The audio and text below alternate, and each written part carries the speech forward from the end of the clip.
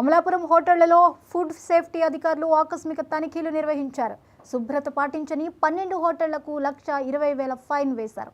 నిల్వ ఉంచిన chicken, mutton, పాడైన మసాలా పేస్ట్లను గుర్తించారు. వాటిని అధికారులు స్వాధీనం చేసుకుని చెత్త వాహనంలో వేయించారు. క్యాన్సర్కు కారణమైన రంగులను వాడుతున్న హోటల్ యజమానుల తీరుపై అధికారులు ఆగ్రహం వ్యక్తం చేశారు. నిబంధనలు పాటించని హోటళ్ల యజమానులకు నోటీసులు జారీ చేశారు. ఈ దాడుల్లో assistant food controller Srinivas, Konaseema జిల్లా ఫుడ్ సేఫ్టీ అధికారి శ్రీకాంత్ చౌదరి తదితరులు పాల్గొన్నారు.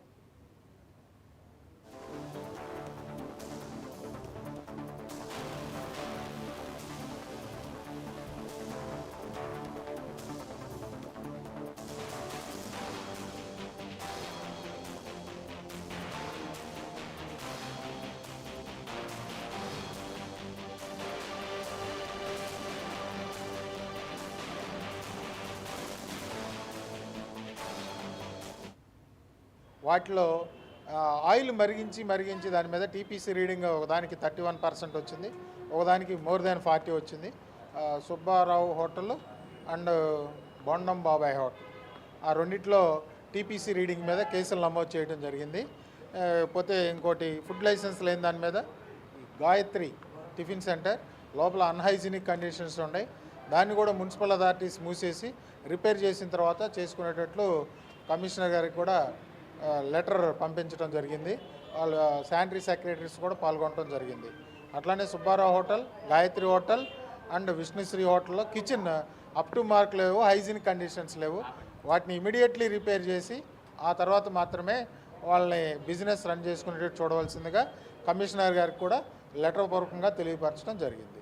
ఈ పెనాల్టీ విధించిన విషయంలో అన్హైజీనిక్ కండిషన్స్, ఈ ప్లాస్టిక్ వాడకం మీద మున్సిపల్ అఫీషియల్స్ ఆధ్వర్యంలో 1,20,000 రూపాయలు వాళ్ళ దీంట్లో రిసిప్ట్ రూపంలో వసూలు చేశారు మున్సిపల్ అథారిటీస్. ఈ 10 మందికి ఇంప్రూవ్మెంట్ నోటీస్ ఇచ్చాం. ఫుడ్ లైసెన్స్ లేని కేసు ఒకటి, 2 టీపీసీ కేసులు నమోదు చేయడం జరిగింది.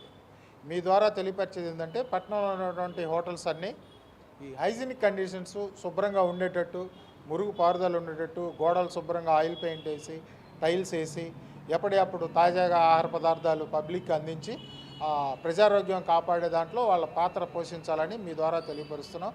అట్లు కాని పక్షంలో కఠిన చర్యలు తీసుకుంటాం. సుమారు 12 హోటల్స్ని తనిఖీ చేయడం జరిగింది.